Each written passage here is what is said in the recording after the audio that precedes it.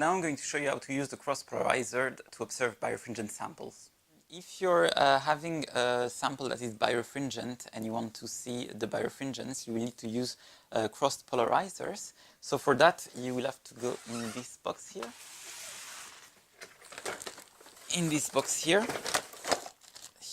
you will find the two polarizers that you will need. One is circular, and you will have to place it here on top of this part that it then can move out or in the beam path. And the other one, you need to place it inside of this plastic part. So you have to remove that part, which is basically just a hole. So there is a small pin here that goes at the bottom. So you just insert it on the side here. So top one, the circular one, you just put it in this mobile part, boom, and then you can move it in or out of the path. Okay. The other one, you have to remove this plastic protection. Just leave it on the side, and then you place with the pin at the bottom, and you slide it in until this is the max it can go.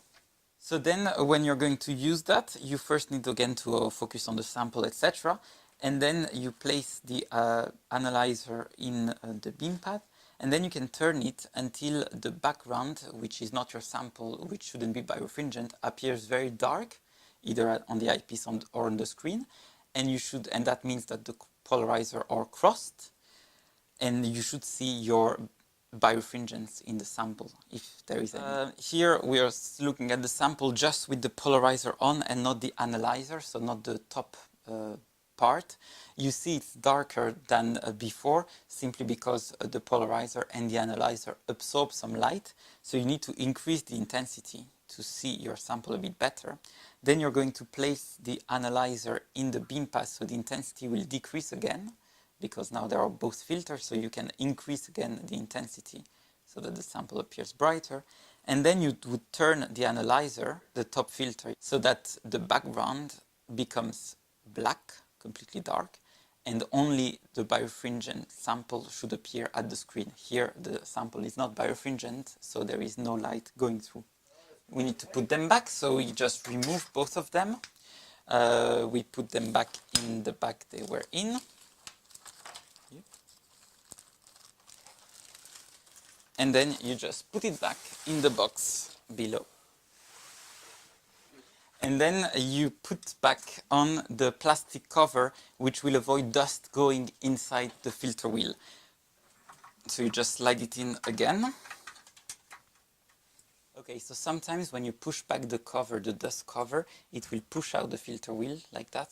So you just need to push it back. Yeah. Just be aware that you shouldn't use these two polarizer filters with the fluorescence on, because the filter is made of a polymer that will be damaged when the fluorescence lamp is on. So now you know all about using the cross-polarizer filters to observe your birefringent samples. Some general remarks to conclude. Remember to put them away once you're done using it, to put back the dust cover on the side, and not touching, of course, the filter with your fingers. And last thing also, please remember, do not use these filters with the fluorescence lamp, because that can damage the filter. Thanks for watching, and work safely.